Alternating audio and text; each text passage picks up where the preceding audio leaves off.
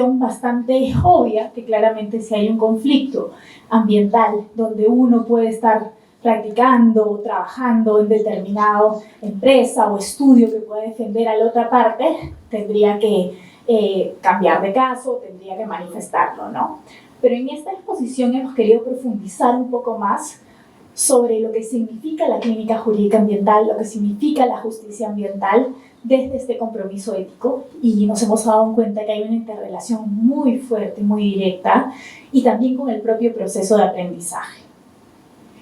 Y en esa línea, una de las principales preguntas que tenemos aquí es ¿qué entendemos justamente por justicia ambiental y el papel de las clínicas jurídicas, ¿no?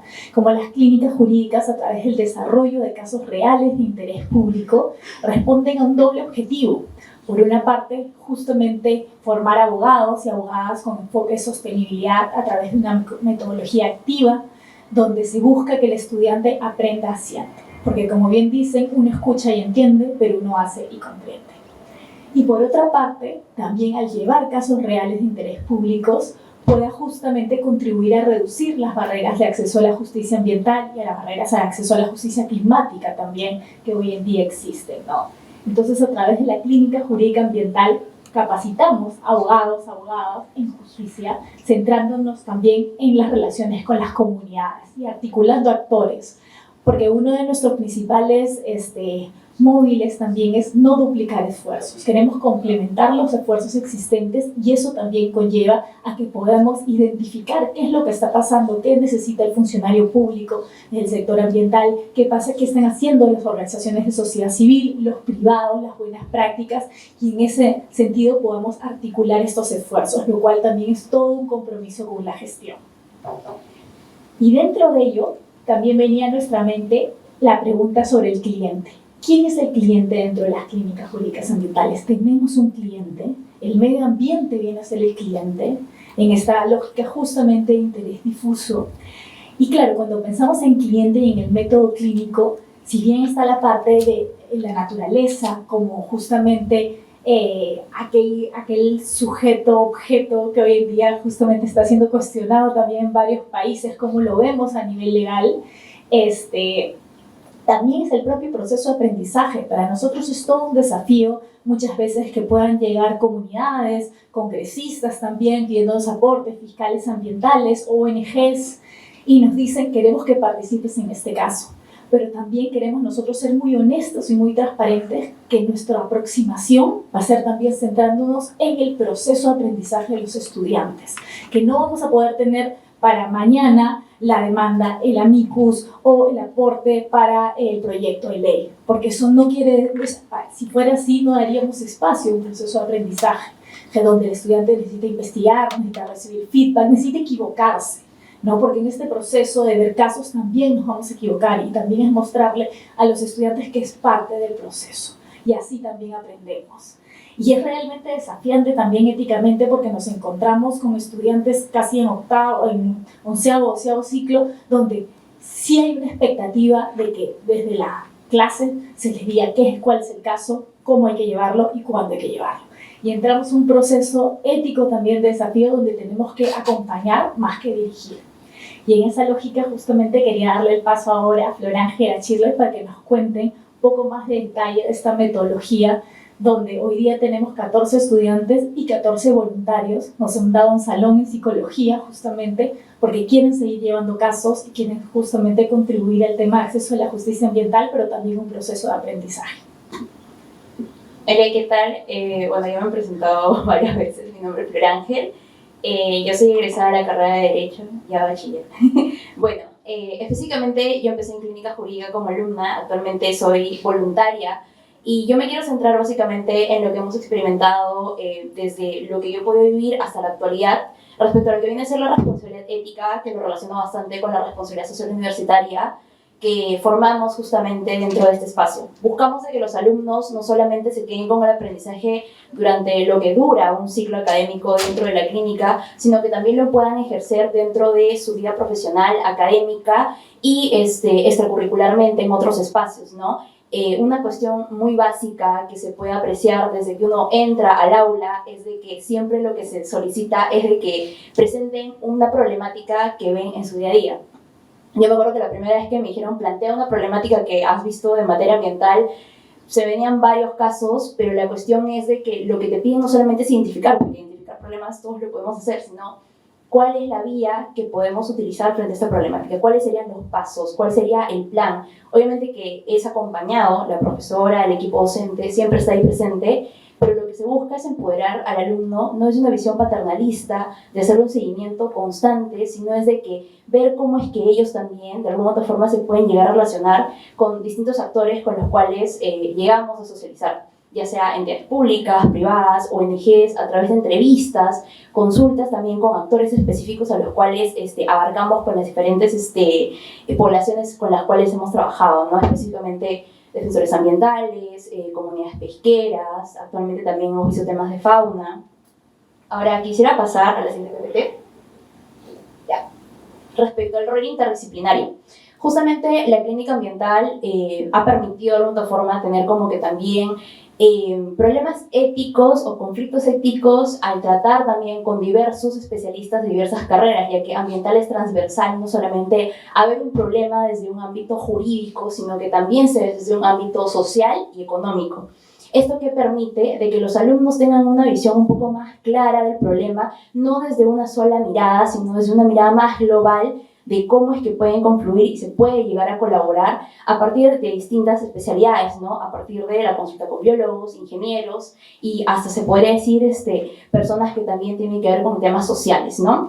Entonces, acá lo que se ha visto bastante es el tema de cómo es que se puede llegar a alinear las ideas que uno tiene desde una perspectiva legal a, por así decirlo, poder mediar con una mirada un poco más técnica, ¿no?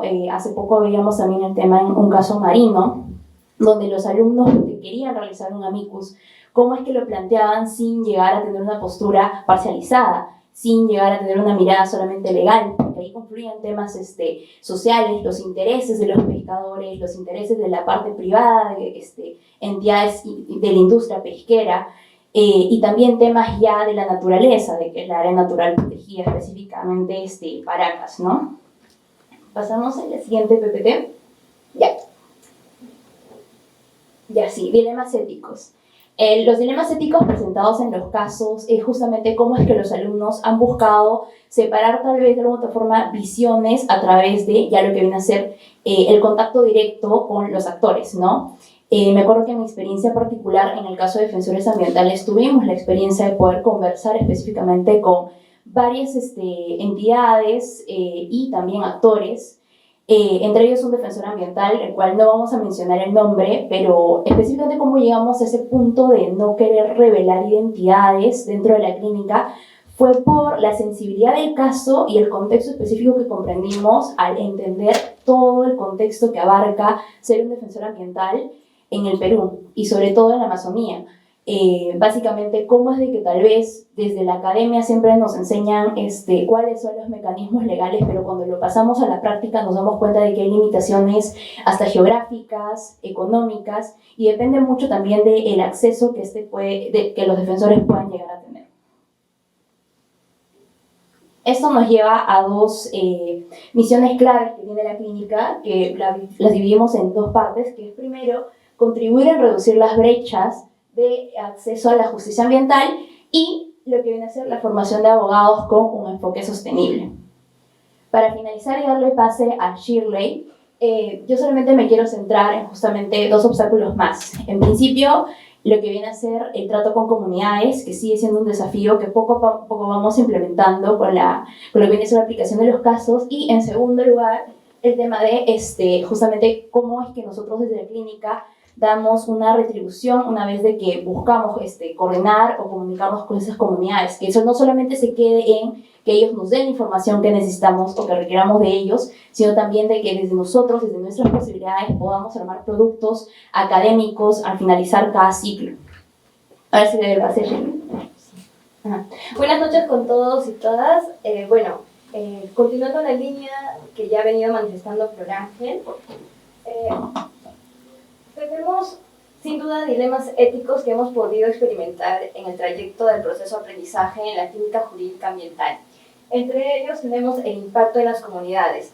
Muchos de los casos reales que nosotros como estudiantes hemos venido tomando y apoyando vienen en relación a comunidades indígenas, precisamente porque son grupos colectivos que se encuentran inmersos en distintas situaciones de vulnerabilidad. En ese sentido, somos muy cuidadosos respecto a cómo vamos a tratar y abordar los casos, entender también su forma de entender ellos mismos sus respectivos casos, y en esa línea nosotros nos encontramos comprometidos para darle las herramientas legales desde el ámbito del derecho, pero también contamos con el apoyo de distintos especialistas, entre ellos sociólogos, biólogos, que también nos permiten, antropólogos, que también nos permiten entender las distintas herramientas que en esas disciplinas se manejan.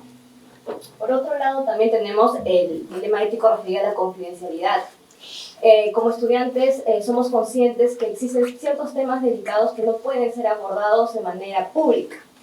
Como bien mencionó Flor Ángel, hay nombres de personas como los defensores ambientales que deben ser resguardados, precisamente para garantizar su integridad en general. En ese sentido, los estudiantes conocemos ello, y cuando abordamos temas y nos entrevistamos con los distintos defensores ambientales en los cuales hemos tenido la oportunidad de compartir y conocer, siempre estamos resguardando también la confidencialidad de la información que nos puedan transmitir, datos importantes, porque muchos de ellos están llevando casos ya en la vía judicial, pero en otros casos sin duda recién se estarían encaminando. Por otro lado, la responsabilidad social. La clínica jurídica ambiental se encuentra comprometida en la responsabilidad moral y ética, orientándonos y también sensibilizándonos al medio ambiente. Es decir, como estudiantes de Derecho somos conscientes que no somos, digamos, no estamos aislados de las distintas formas de vida que existen. Por ende, somos comprensibles en ese sentido y conscientes, y para ello nos informamos antes de emitir cualquier tipo de información o también en las distintas entrevistas que realizamos. Asimismo, también tenemos, sin duda, nuestra misión es la búsqueda de la justicia ambiental, y en esa línea nos enfocamos en la proyección de la defensa de los derechos humanos en el contexto ambiental. Bueno, en este trayecto tenemos un aprendizaje guiado por varios aristas. Por un lado tenemos un análisis crítico que vamos desarrollando en el trayecto de distintos casos reales, lo que nos permite establecer pensamiento crítico. Asimismo, también nos enfrentamos a la capacidad de intercambiar y conocer los distintos posibles incertidumbres o errores que pueden surgir en el trayecto de cualquier caso real que pueda darse. Por otro lado, también, sin duda, permiten a los estudiantes desarrollar las distintas habilidades, como la interacción con las distintas personas que se encuentran, sin duda, afectadas, vulneradas por distintos temas ambientales que hemos venido recogiendo en los distintos casos que se ha venido abordando en todo el trayecto que la clínica jurídica viene desarrollando. Bien, tenemos un lema importante, que la justicia no tiene fronteras. Es decir, la clínica jurídica ambiental en su trayecto como curso también, y también sin duda como una proyección social que tiene, es extender lazos, extender voces. Nos hemos integrado con distintas clínicas jurídicas ambientales también que comparten la misma visión que nosotros, y en ese sentido nos hemos relacionado también con ONGs, sectores públicos, entre otros. Compartimos una mirada común, que es la proyección de la justicia ambiental con enfoque de derechos humanos en materia ambiental. Esta es parte, como pueden visualizar, hemos recogido testimonios importantes de estudiantes que han formado parte de la clínica, y que muchos de ellos, sin duda, hasta ahora nos vienen apoyando como voluntarios y voluntarias, dentro de los cuales, sin duda, enmarca la reflexión de esta visión que tienen del contacto con la naturaleza. Es decir, se reflexiona mucho en el sentido de que, si bien vamos aprendiendo distintas destrezas legales, ello implica también la concientización social y ambiental, que implica, como todo estudiante de Derecho, aquella responsabilidad social que debe tener de cara hacia los demás, hacia la comunidad en general. Bueno, el tiempo es bien corto para nosotras. Nos hubiese gustado quizás profundizar más. Cedo nuevamente la palabra a la profesora Andrea. Sí, queríamos justo acá concluir con unas pequeñas diapositivas finales, también recordando los testimonios en esa lógica de justamente escuchar las voces de los propios estudiantes de su proceso de aprendizaje, de lo que ha significado. No simplemente a veces encuestas que podemos marcar rápidamente, que ayudan a ciertos indicadores, sí, pero escuchar testimonios desde la propia aproximación, autopercepción, es algo que damos mucho espacio. Y justamente desde ahora también hemos comenzado a desarrollar boletines porque nos hemos encontrado en un punto donde ha sido frustrante saber que todos estos casos y todo el impacto de los estudiantes se queda solo en el aula. Entonces ha surgido la pregunta de cómo logramos trascender este espacio, cómo mostramos, cómo inspiramos, cómo conectamos con otras facultades de Derecho alrededor del país, alrededor de Latinoamérica, buscando que existan más clínicas trabajando temas de relevancia de interés público, temas ambientales, temas de derechos humanos y diversos temas. Creo que ese es un compromiso ético también. Y que esta metodología nos puede llevar a impulsar. Y creo que cada uno de nosotros puede ser parte de esos procesos. Saber que un estudiante se vaya de la clase sabiendo que las pequeñas acciones importan, que las herramientas de derecho pueden ser útiles, que pueden llegar a sus aportes a tomadores de decisiones. Tenemos un caso de aportes a un acuerdo global contra la eliminación de los plásticos de un solo uso, donde los estudiantes han logrado remitir sus aportes al Ministerio del Ambiente y la propia ministra del Ambiente les contestó el correo diciendo me los llevo a Nairobi en la discusión global. Y creo que a eso tenemos que apostar justamente dentro de las facultades, que los jóvenes sepan que son agentes de cambio. Y en esa lógica hemos hecho estos boletines que ya ahora van a poder verlos con más detalle. Este es el equipo. Para nosotros es muy importante demostrar que somos un equipo. Y para terminar, mostrarles, esta es una frase que mencionó John Kerry en el Annual Meeting del American Bar en el 2021-2022, justamente a todos los abogados en Estados Unidos, ¿no? Haciendo referencia al tema de cambio climático, y yo extendería un poco al tema de sostenibilidad. O sea, hoy en día el tema de sostenibilidad dentro de la Facultad de Derecho ya no viene a ser una disciplina aislada solamente para aquellos que se quieren dedicar a derecho ambiental. Hoy es una disciplina transversal y creo que todos tenemos que involucrarnos en ese proceso. Finalmente, reflexiones, como desde el secretario general de la ONU ha mencionado cómo estamos en esta guerra suicida contra la naturaleza, la biodiversidad. Tenemos esta triple crisis ambiental, cambio climático, pérdida de diversidad y contaminación del aire, y las abogadas también cumplen un rol crucial en este proceso y tienen la oportunidad también hoy en día de cambiar las cosas. Muchísimas gracias. Este es el QR de la presentación por si quieren verla más detalle.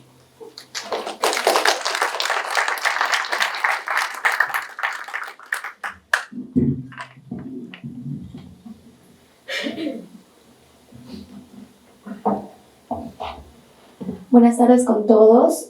En primer lugar, me gustaría agradecer a toda la organización de este maravilloso evento, principalmente al profesor Del Mastro y a todo el staff que ha estado apoyándonos de diversos modos este par de días de jornadas. Y bueno, ya que el tiempo no nos está apoyando mucho, especialmente hoy, me gustaría comenzar retomando un poco algunos de los temas que me precedieron, porque como habrán podido escuchar, el título de mi discusión es un poco largo. Involucra por un lado el tema de la justicia ambiental, pero también el de la litigación climática, que existen diversos nombres para ese tipo de controversias, pues el litigio ambiental, contencioso climático, que es la definición que usé y que es la que he podido estudiar con un poco más de acercamiento en Europa en una estancia que tuve hace poco. Bueno, y el tema que voy a vincular particularmente a este tipo de litigación es también la litigación estratégica, que a muy grandes rasgos es un tipo de litigación que busca generar cambios sociales en diferentes áreas. Quizás cuestiones que no se encuentran legisladas o que pueden encontrarse insuficientemente legisladas tienden a ser presentadas, sobre todo por grupos, activistas, para poder hacer llegar estas voces desde abajo hasta las altas cortes y que eventualmente puedan realizarse cambios, a veces por falta de una voluntad política también de los legisladores que, sabiendo de ciertas problemáticas, se abstienen o son bastante reacios a realizar cambios significativos. Y finalmente, el tercer concepto sobre el cual voy a concentrarme en esta ocasión se refiere a garantías y a la vez que quiero denominar virtudes de la ética judicial, que son la independencia y la imparcialidad judicial. Como sabemos, diferentes documentos internacionales y constituciones, códigos de ética y códigos procesales, recogen que estas dos características o virtudes que estoy llamando también garantías de los ciudadanos litigantes deben ser respetadas en todos los tipos de procesos que se lleven ante una corte, pero también en casos de litigación privada, como puede ser casos de arbitraje, que también es un tema que se va a abordar más tarde. Entonces, muy brevemente, me gustaría retomar quizás la definición del Código Iberoamericano de Ética Judicial sobre independencia e imparcialidad, el cual define la independencia como este actuar de los jueces sin verse sometido a influencias, sean reales o aparentes, directas o indirectas, pero también internas o externas, al momento de realizar el proceso de adjudicación o de decisión, en algún caso sometido a su conocimiento. Por otro lado, la imparcialidad viene definida como esa garantía que debe proporcionar, asegurar que se proporcione un trato igual y que de alguna manera también el juez mantenga una cierta distancia entre las partes y sus abogados, garantizando de esta manera el debido proceso y contradictorio fundamentalmente. Además, me gustaría destacar otro principio que suele acompañar ese tipo de documentos, que se refiere a la justicia y equidad, quizás entendido un poco más como el jura novit curia, y esta facultad de los jueces de poder completar el derecho en caso de vacíos para poder decidir un caso con justicia y en algunos casos privilegiando la equidad. Este tipo de posturas o de declaraciones por lo general son aceptadas, pero también no se encuentran exentas de críticas por ciertos sectores, quizás un poco más privatistas, que consideran que estas garantías o esta equidistancia que debe existir en un juicio debe ser lo más rígida posible. Pero justamente retomando lo que hemos escuchado esta tarde, tanto sobre las condiciones de vulnerabilidad en la cual pueden encontrarse ciertos grupos o colectivos, pero también justamente por el interés público que subyace a controversias de tipo, sea ambiental o climático, que terminan involucrándonos a todos. Es una cuestión que, si bien hasta hace algunos años había bastante negacionismo, me parece que en los últimos años, no solo por la proliferación de miles de casos a nivel del mundo, en todo el globo, por ejemplo, revisaba algunas estadísticas que a fines del año pasado en Estados Unidos eran más de 2.000 casos pendientes de resolución en diferentes niveles judiciales, algunos en primera instancia, otros ya ante inclusive el nivel de Cortes Supremas o constitucionales, que estos casos suelen versar sobre diferentes o ventilarse de diferentes tipos de acciones, no solo las constitucionales que nos pondrían a la mente, pero también ciertas controversias que involucran ya la comisión de ilícitos, por lo cual entraría a tallar el derecho penal, pero también algunas se han sometido por el lado de quizás la defensa de la competencia o la protección de los consumidores. También en casos donde no se demanda propiamente a estados por no adoptar medidas, sino a empresas. Por ejemplo, se me ocurre el caso de un connacional peruano, el señor Lulia, que llevó un caso en Alemania contra el gigante de petróleo, acusándolo por contribuir con el 0.5% de la contaminación a nivel global, y que esto habría tenido como efecto que fuera deshielándose un glaciar que finalmente podía terminar generando consecuencias terribles para su comunidad y sobre todo su casa, que era uno de los lugares más cercanos.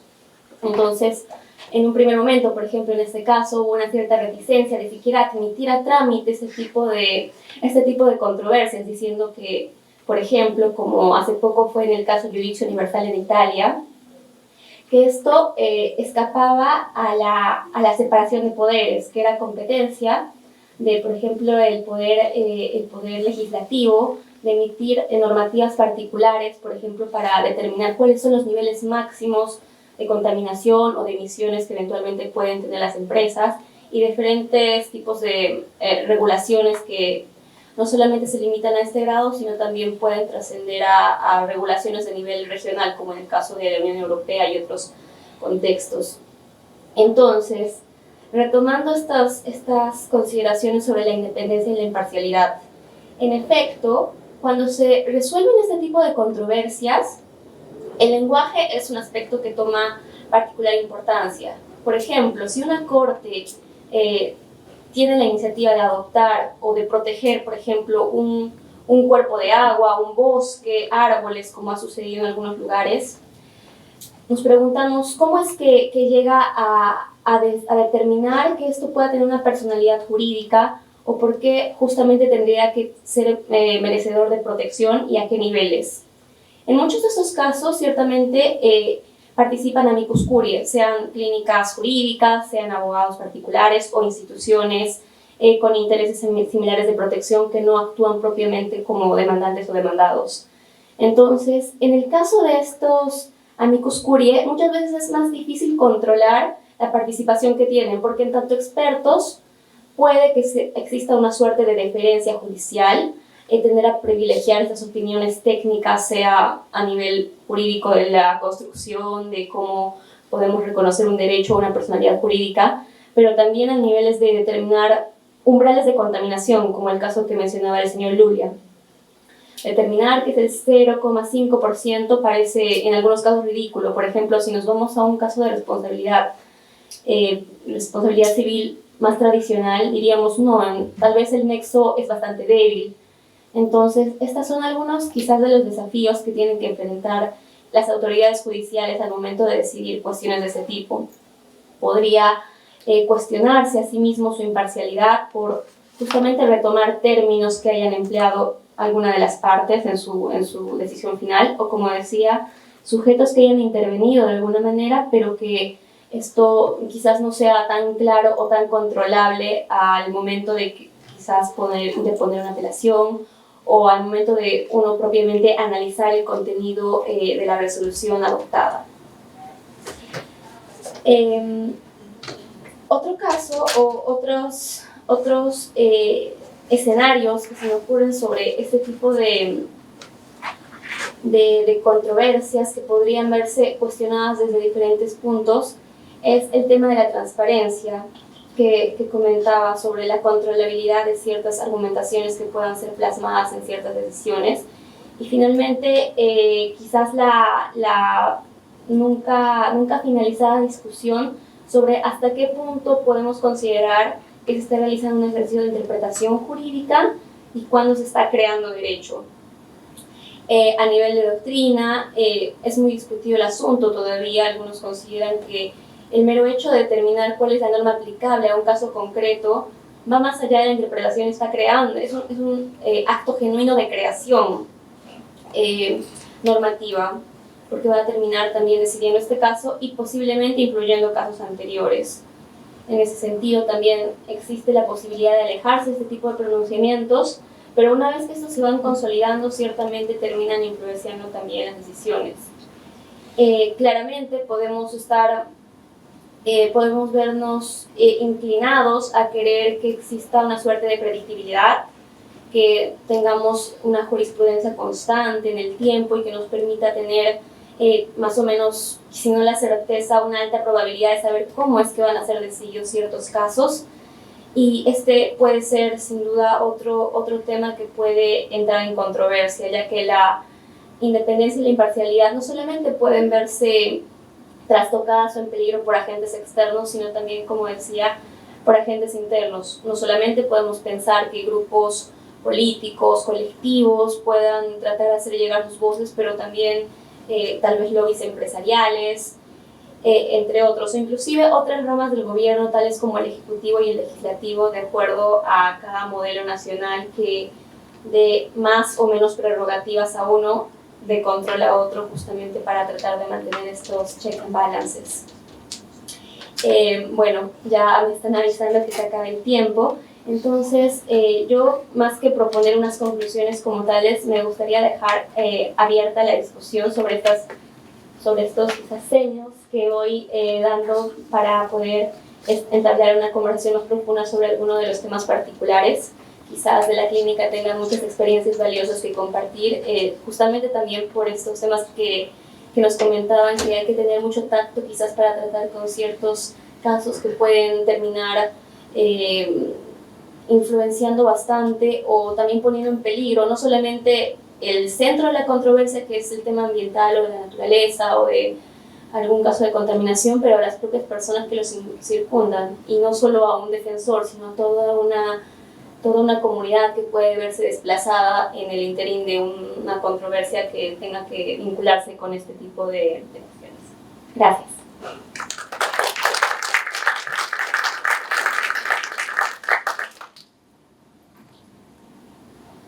Bien, buenas noches a cada uno de ustedes, estimados colegas, ponentes, felicitaciones por sus interesantes ponencias, al público en general. Mi nombre es Milagros Vicente Guaquía Díaz. Para mí es un honor estar presente el día de hoy en el tercer Seminario Internacional de Ética Profesional y compartir, agradeciendo por supuesto profundamente a la organización por permitirnos este espacio de reflexión y discusión sobre la ética en el ejercicio de nuestra profesión. La ponencia que el día de hoy voy a disertar es relacionada a los desafíos éticos en el derecho de acceso a la información y participación ciudadana en la gestión de controversias socioambientales en el Perú. Pretendo abordar, aunque muy brevemente, la importancia del acceso adecuado, justo, transparente y eficiente a la información y la participación ciudadana activa en relación a los conflictos socioambientales.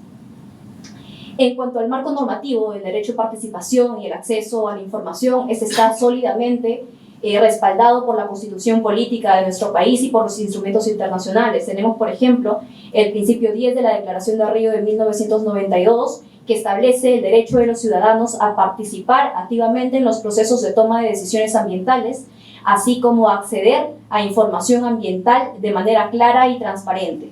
En cuanto a la normativa nacional, como mencionaba, la Constitución Política del Perú establece en el artículo 2, inciso 5, que toda persona tiene derecho a solicitar información sin necesidad de motivar esa intención y de recibir esta información de cualquier entidad únicamente con las restricciones que establece la Constitución y la ley.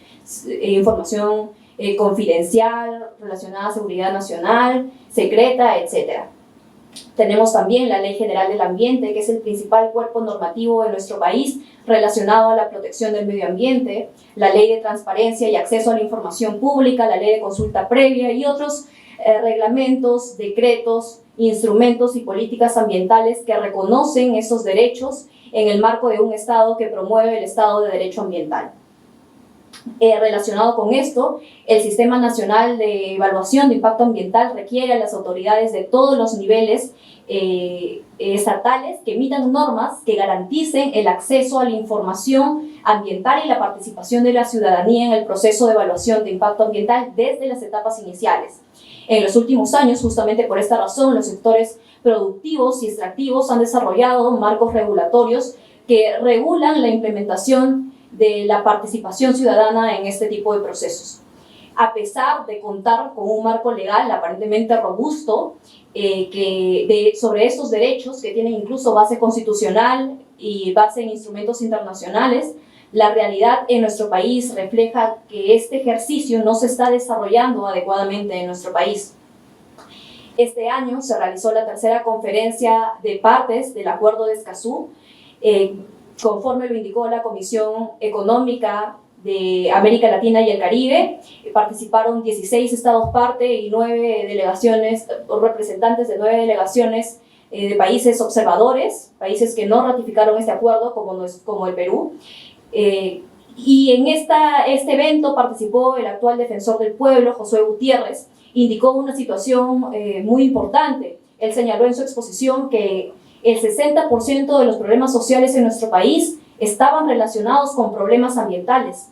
Estas cifras están acompañadas, y lo vemos en nuestra realidad nacional, con casos recientes donde proyectos de grandes inversiones de gran envergadura han sido paralizados debido a la falta de licencias sociales, legitimidad social, en la medida que la población considera que no está viendo reflejadas sus opiniones, sus participaciones en los resultados, en las decisiones estatales. Uno de los mayores problemas en cuanto a la participación ciudadana suele ser que esta es vista como un requerimiento formal, un un estadio burocrático dentro del proceso de evaluación de impacto ambiental y no como lo que es un proceso integral que influye o que debería influir de manera real en las decisiones que adoptan las entidades estatales. Las comunidades, como lo mencionaba anteriormente, suelen considerar que sus aportes no se están viendo reflejados en esas decisiones y por esto esta gran cantidad de conflictos sociales relacionados a proyectos de inversión en materia ambiental que vemos actualmente. Dentro de las controversias que he identificado es la necesidad de desmitificar la idea de que más participación ciudadana implica menor inversión. Contrariamente a esto, la existencia de mecanismos de participación generan mayor legitimidad en los proyectos y por ende mayor confianza en el Estado, en las empresas inversoras, en la comunidad, en la medida que vamos a evitar que estos conflictos se extiendan por motivo de controversias socioambientales, ¿no? de este tipo de problemas en los que la comunidad termina luchando en contra de las decisiones que toma el Estado y tratando de hacer valer sus derechos de distintas maneras, muchas de estas de manera violenta, ¿no? y poco adecuadas.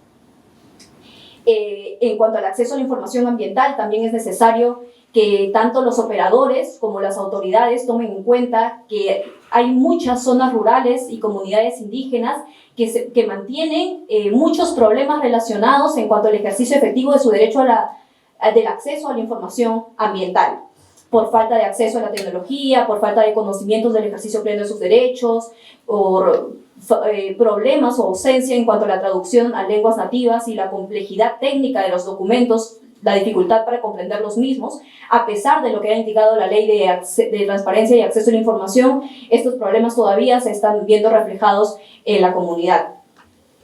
Es sumamente importante mencionar que en cuanto a la participación de la comunidad y el acceso a la información, ambos son derechos que requieren necesariamente que las autoridades reconozcan que los operadores, los encargados de verificar que la comunidad haga valer esos derechos, requieren un compromiso con la sociedad civil, un compromiso con la empatía, un compromiso con principios éticos que permitan realmente reconocer que hay una gran variedad de cosmovisiones, de realidades, y por ende permitirles, ¿no? y facilitarles siempre el ejercicio de cualquiera de estos derechos.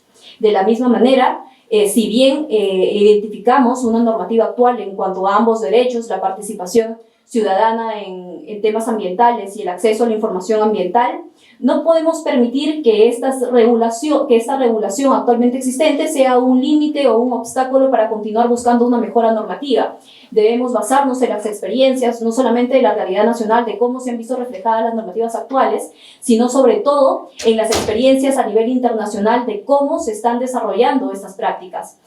Conferencias como la que se llevó a cabo en este primer trimestre del año y otras que permite, por ejemplo, el Acuerdo de Escazú, nos permiten recoger esta información valiosa y a partir de ello aplicar y mejorar nuestros instrumentos y políticas ambientales que permitan una mejor eficiencia de nuestras normativas y por ende un ejercicio pleno de estos derechos en las comunidades nativas, indígenas y la sociedad civil en general.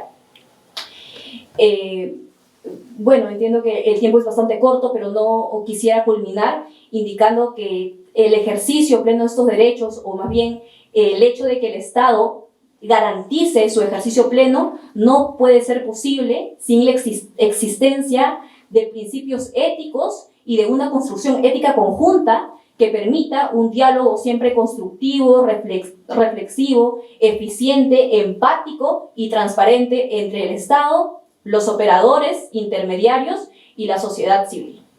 Con todo eso, muchas gracias.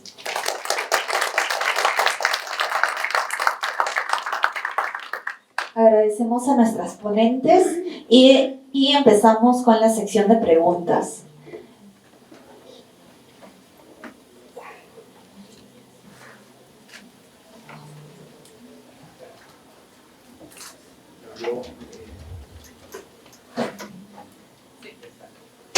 Bueno, felicitarles de verdad por todo el tema que han tocado, más que pregunta, o si tal vez por ahí el comentario genera alguna, ¿no? Es un tema bastante complicado, parece, para siempre para el Perú, ¿no? O sea, no es desde hace un tiempo, sino, digamos, para siempre. ¿Por qué? Porque implica realidad, eso valoro bastante de la clínica jurídica, implica realidad. Yo recuerdo estar en el 2010, 2011 en Europa, puntualmente en España, y recuerdo que el gran consejo ambiental era usar servicio público. Y en 2013, 2014 que estaba acá, era el gran consejo ambiental también usar servicio público. Y la verdad que yo miraba alrededor y decía, ¿cómo voy a usar ese servicio público? ¿No? Pero resulta que tal vez el alcalde de la ciudad viajó también, seguro a Europa, y trajo ese consejo, ¿no? Entonces, es algo complicado, y además porque, por ejemplo, pienso en la cuestión ambiental, en el rol que tiene OEFA, que me parece súper importante, y me parece además súper importante ir con las comunidades campesinas y nativas, y tal vez en ese buen camino se descuida un poco la ciudad, ¿no? Y es complicado además también en la ciudad, porque, digamos, el manejo de los residuos, ¿no? ¿Cuántos rellenos sanitarios funcionan al 100%? Se clasifican las basuras en los colegios para al final ser mezcladas. El sistema educativo en sí, hablamos de la currícula nacional tal cual, orienta la educación con los libros, tal cual. Yo tengo 2 hijas, y hay consejos relacionados al ciclismo, que además saludo bastante a la ciudad de Lima, si hay grandes espacios donde se puede hacer ciclismo, pero tal cual este mismo consejo, yo vengo de Arequipa, se aplica en la ciudad de Arequipa y es imposible, es inviable. Entonces, un poco la reflexión va a que proyectos como el suyo son no solo importantes, son demasiado importantes. Y espero que el tiempo les dé, la verdad las felicito, y espero que el tiempo les dé para que, más allá de los aspectos comunitarios, también puedan desarrollar y tengan también alumnos que desarrollen esa clínica jurídica ambiental en la ciudad. Y a nivel jurídico, una tarea, pero no sé, hay una palabra muy fuerte para esto, pero bueno, una palabra por lo menos criticable, ¿no? Algo criticable. La ley de comunidades campesinas y nativas en ese país es de la década del 80. Incluso la de comunidades nativas es un decreto ley. Y graciosamente, porque es de la palabra, en la Constitución está que, digamos, el desarrollo de las comunidades campesinas y nativas junto con el agro es fundamental, ¿no? Claro, está en la Constitución. Y después además también vemos, y acá sí tiene que ver bastante la política, y por eso lo importante de la academia y lo importante de la ética, como ustedes han descrito, en formar tal cual a los estudiantes, a los profesores, ¿sí?, a los ciudadanos, para que llegó el momento y, digamos, en una situación, lo describía Carla, contencioso ambiental, ¿no? No nos apoyemos, por ejemplo, en el primer pleno casatorio civil sobre el derrame de mercurio que ocurrió en Yanacocha, donde el enfoque netamente fue patrimonialista, ¿no? Entonces, enfocar la cuestión ambiental desde la realidad sí sirve, ¿no? Tal vez ahí sí el derecho, como lo decía, está bastante distanciado. Quería felicitarlos porque de verdad es muy bueno lo que ustedes han planteado. Muchas gracias. Por motivos de tiempo solamente vamos a permitir un comentario más. Pedimos brevedad, por favor. Bueno, en primer lugar agradecer a la organización que ha dado toda esta iniciativa y que se esté realizando ahora. Es muy productivo, además para nosotros también. Voy a ser bien práctico y bien fluido. Hola. También agradecer a ustedes que están aquí y prepararse. Se nota de hecho la preparación que han tenido y también la información que manejan. Mi pregunta va específicamente para la última participación, Milagros Orquilla, y es, ¿qué papel crees que juega la educación cívica en la promoción de una mayor participación ciudadana en la gestión de controversias socioambientales, especialmente en zonas rurales? Nuevamente, ¿qué papel crees que juega la educación cívica en la promoción de una mayor participación ciudadana en la gestión de controversias socioambientales y especialmente en zonas rurales? Muchas gracias. Aquí está el micro, ya no me acabo. felicitar nuevamente a mis compañeras y agradecerles a ustedes por la atención prestada y muchas gracias por los comentarios. Respecto a la última pregunta, ¿qué papel juega? Un papel sumamente importante, ya lo decía incluso más o menos relacionado a lo que hoy el anterior participante que hizo su comentario. Considero que la educación cívica y la educación ambiental particularmente para la sociedad civil es básica, pero no solamente eso, sino que encontramos un problema adicional cuando si bien le entregamos todas las herramientas, le podemos, ¿no? Teóricamente, brindar las herramientas a la sociedad civil, en este caso a las comunidades nativas, a las comunidades indígenas, esta información, también es importante que las autoridades y el Estado a nivel descentralizado también permita contextos para que estas personas ejerzan esos comportamientos, ¿no? Entonces, ¿qué papel juega? Un papel muy importante, es fundamental para el ejercicio pleno de cualquiera de los derechos, específicamente el derecho de participación y el derecho de acceso a la información, que las comunidades nativas y las comunidades indígenas conozcan no solamente la existencia de estos derechos, sino sobre todo cómo ejercerlos y la vía para reclamarlos en caso no se estén haciendo plenamente efectivos. Gracias.